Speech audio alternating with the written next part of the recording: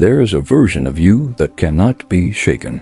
Not because the world has become gentler, and not because people have stopped judging, failing, or betraying one another, but because you have finally learned where to place your mind when all of that happens.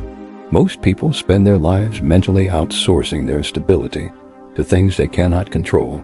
They hand their peace to opinions, to outcomes, to delays, to losses, and to the unpredictable behavior of others. And then they wonder why their inner world feels like a storm they can never escape. The Stoics saw this clearly thousands of years ago. They understood something that still remains one of the most difficult truths to accept even today. You will never control the world. You will never control how people interpret you. You will never control the timing of events or the randomness of chance or the silent shifts in fortune that can change everything overnight. But you will always control one thing and one thing alone, the way you choose to meet it all. This is where strength begins, not in controlling life but in refusing to be controlled by it. Epictetus, who began life as a slave, built an entire philosophy around this realization. He understood that a person can lose possessions, reputation, comfort, and even physical freedom, and still remain unbroken if they guard the only domain that truly belongs to them: their judgment, their intention, their response. In his mind, nothing external could define the quality of a life. Only the internal act of choice could do that. And yet, despite how simple this sounds, most people live in complete opposition to it. Think about how often your mood shifts because of something someone said. Think about how quickly your focus collapses when things don't go according to plan. Think about how easily your confidence rises and falls based on approval, metrics, likes, results, or validation. Every one of these reactions reveals the same hidden assumption: that peace is something granted to you by the outside world. The Stoics would call this a dangerous illusion, because the moment you believe your stability depends on anything external, you become permanently unstable. Marcus Aurelius, the emperor, who ruled the Roman world yet spent more time reflecting on his mind than his empire, wrote constantly about this division between what belongs to us and what does not. He returned to it again and again, not because it was easy, but because it was essential. He knew that power without inner discipline is fragile, and success without emotional mastery is temporary. He reminded himself that insults are just words, that failure is just an event, that praise is just noise. None of these things can touch the integrity of a disciplined mind unless that mind allows it. And here is where the deeper challenge begins, because understanding this principle intellectually is not enough. Anyone can repeat that they only control their actions and not outcomes. But the real test is what happens when life applies pressure, when plans collapse, when people misunderstand you, when silence replaces attention, when effort does not immediately translate into reward. In those moments, philosophy stops being theory and becomes identity. This is why the Stoics trained not for comfort, but for resilience. They deliberately practiced emotional distance from outcomes so that life could not destabilize them when outcomes inevitably shifted. They understood something modern thinking often forgets. Strength is not built in calm conditions. It is revealed in pressure. And pressure always comes. At some point, you will be criticized unfairly. At some point, your effort will go unnoticed. At some point, you will work hard on something that does not succeed. At some point, people you trusted will disappoint you. These are not exceptions to life. They are part of its structure. So the question is not how to avoid them. The question is how to remain unbroken when they arrive. The Stoic answer begins with a radical separation between reaction and reality. Most suffering does not come from events themselves, but from the meaning we assign to them. Two people can experience the same setback, and one will collapse while the other remains steady. The difference is not the event. It is interpretation. One sees loss as evidence of failure. The other sees it as information. One sees criticism as an attack on identity. The other sees it as noise from outside their control. This is the first layer of emotional detachment. Not becoming numb, not becoming indifferent, but becoming precise. Learning to see things for what they are, rather than what fear or ego insists. The Stoics called this clarity of perception, and it is the foundation of all inner stability. But clarity alone is not enough, because even when you understand that something is outside your control, the mind still resists letting go. It still reaches for approval. It still wants certainty. It still craves outcomes to confirm its effort was worthwhile. This is where discipline becomes necessary. Radical self-discipline, in Stoic terms, is not just about productivity or routine. It is about training the mind to stop negotiating with desire. It is the practice of refusing to let emotion dictate direction. When you feel like reacting, you pause. When you feel like chasing validation, you withdraw. When you feel like abandoning effort due to discomfort, you continue. Not because it feels good, but because it is aligned. Over time, this creates something rare, a mind that is no longer easily pulled outward by every passing impulse. And once you begin to experience even small moments of this control, something changes. You start to notice how much of your previous suffering was optional, how many times you gave away your peace for free, how often you reacted when you could have observed, how frequently you tried to fix what was never yours to control in the first place. This realization is uncomfortable at first, because it reveals that much of your instability was self-generated. But it is also liberating, because anything that is self-generated can be unlearned. The Stoics did not believe in suppressing emotion. They believed in refining it. Anger, fear, disappointment, even ambition are not enemies. They are signals. But if left untrained, they become dictators instead of messengers. This is why emotional detachment in Stoicism is not withdrawal from life. It is engagement without dependence. You still act, you still strive, you still care, but you no longer tie your identity to results. You become someone who participates fully, but is not owned by the outcome. And this is where another principle enters, one that most people misunderstand at first glance. Strategic silence. There is a form of power that does not announce itself. It does not rush to explain. It does not constantly defend its intentions to those who are not committed to understanding them. Instead, it moves quietly, consistently, and without emotional leakage. Silence in the Stoic sense is not avoidance. It is preservation. Because every time you explain yourself to those committed to misunderstanding you, you leak energy. Every time you react to every opinion, you fragment your focus. Every time you chase approval, you dilute your direction. Marcus Aurelius understood this deeply. He ruled the most powerful empire in the world, yet repeatedly reminded himself not to waste attention on noise. Not because the noise was insignificant, but because attention was sacred. Where attention goes, identity follows. So if your attention is constantly scattered across criticism, comparison, and reaction, your identity becomes unstable. But if your attention is directed inward, toward discipline, principle, and action, your identity becomes anchored. And anchoring your identity is the beginning of emotional independence. This is why the Stoics often appeared indifferent to external praise or condemnation. Not because they lacked feeling, but because they refused to be owned by it. Praise creates dependency just as easily as criticism creates insecurity. Both are external forces attempting to define internal worth. A disciplined mind refuses both. It judges itself by one standard only, whether it acted in accordance with reason, virtue, and intention. Everything else is background noise. But knowing this is still not the same as living it. Because in practice, the ego is persistent. It wants recognition. It wants to be seen. It wants to respond. It wants to prove. And so emotional detachment becomes a daily training, not a one-time realization. You do not become Stoic by thinking differently once. You become Stoic by repeatedly choosing restraint over reaction, clarity over emotion, and principle over impulse.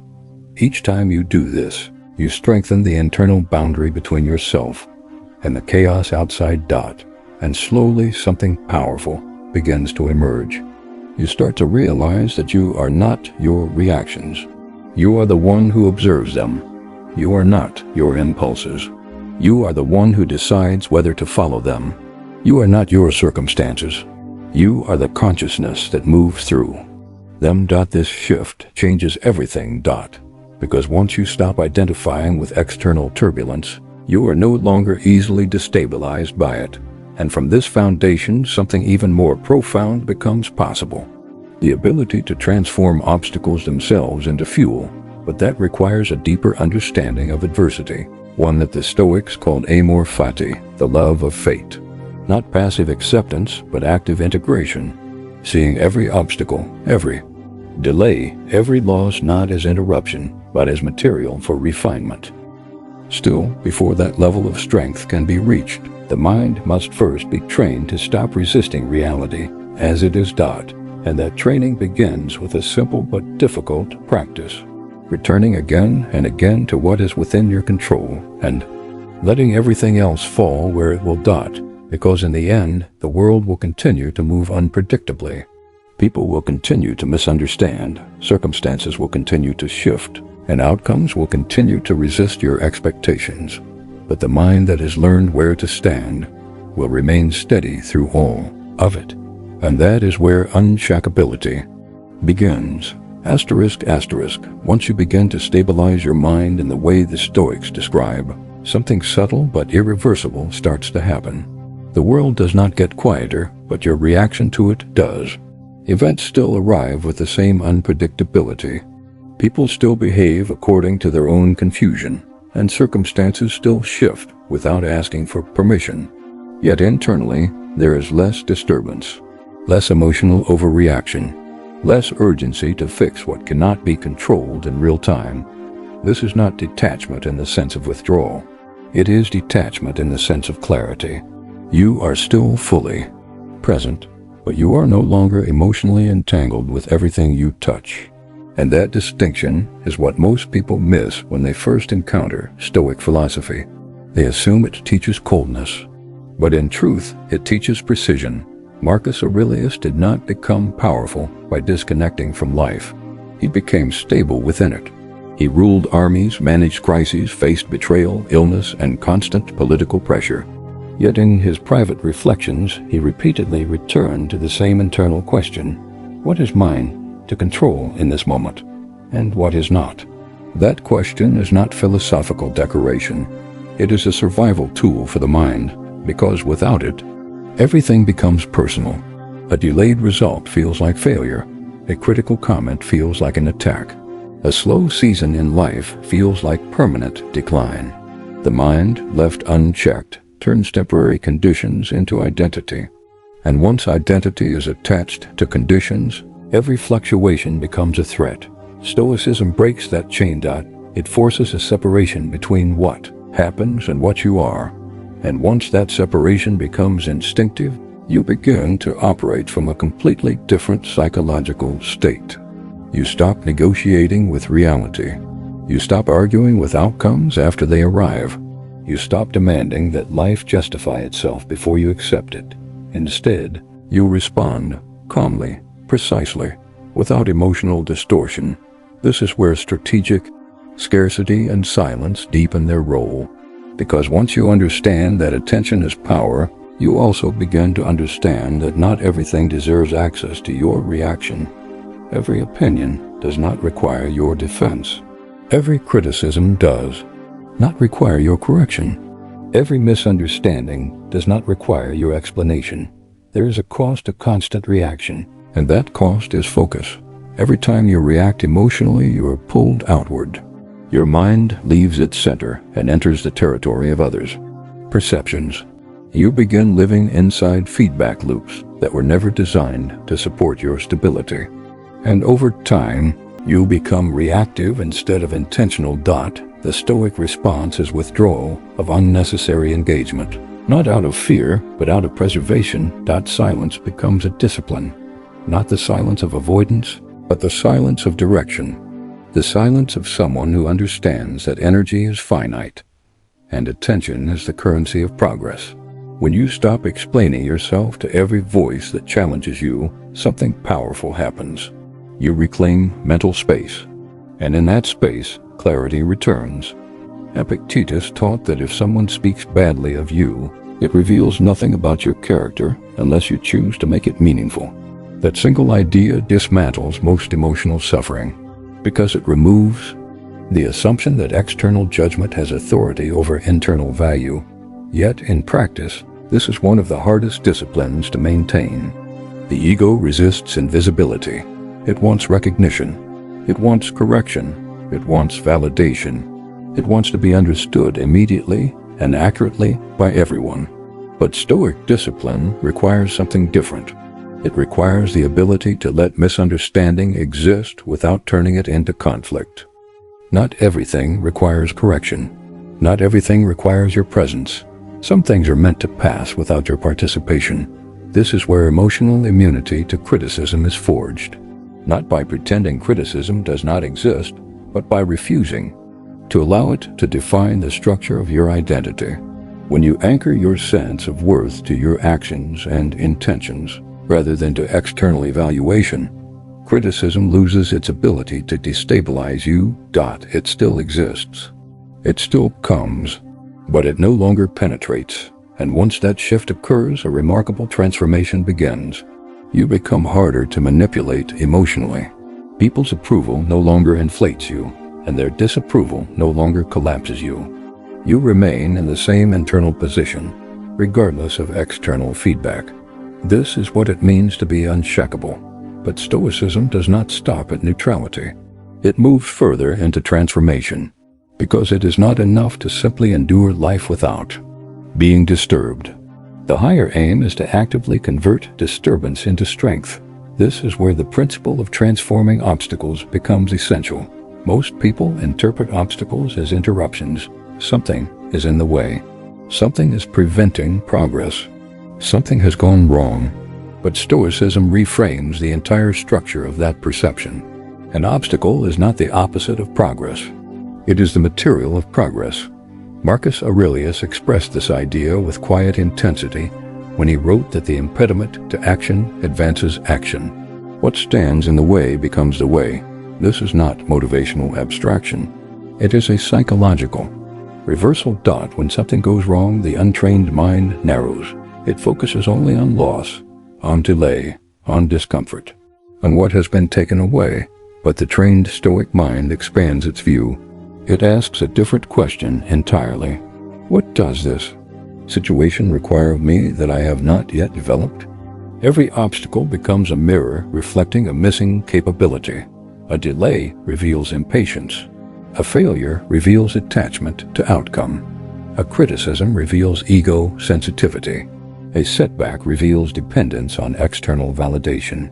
And once seen clearly, these weaknesses can be trained. This is how adversity becomes instruction, not through acceptance alone, but through analysis.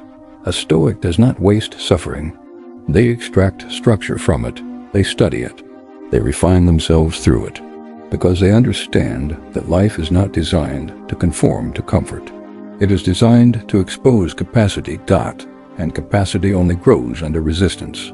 This is why the Stoics deliberately practiced hardship, not because they desired pain, but because they refused to be controlled by avoidance of it. They would imagine loss before it happened.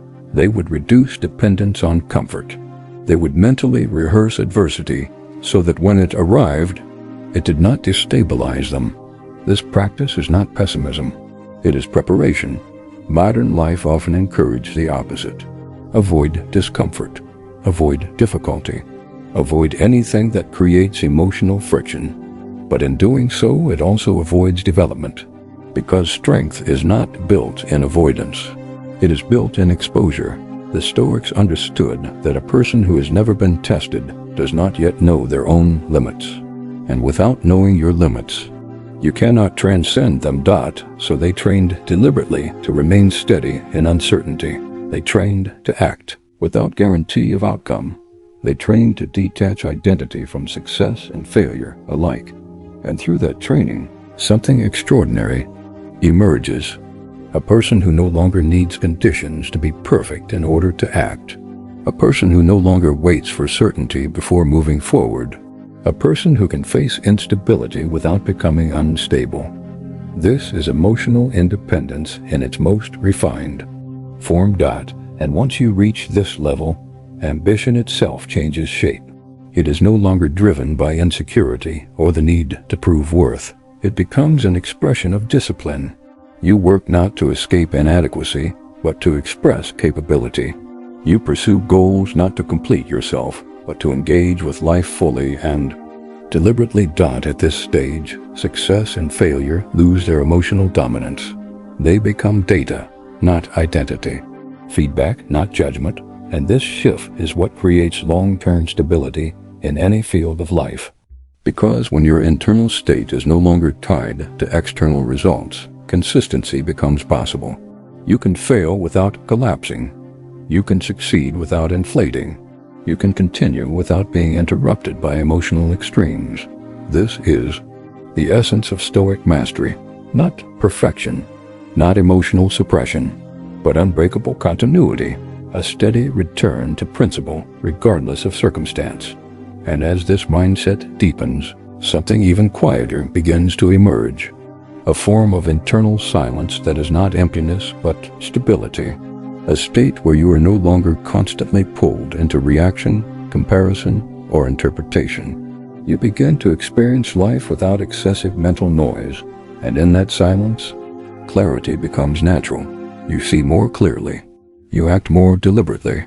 You move without unnecessary hesitation, not because life has simplified itself, but because your mind has stopped complicating it. This is the final direction of Stoic emotional detachment. Not separation from life, but complete integration without dependence. Not withdrawal from the world, but presence without fragility. And when that state is reached, you are no longer easily shaken by anything that happens outside you, because nothing outside you is strong enough to pull you away from what you have mastered within. And that is the foundation of becoming truly unshakable.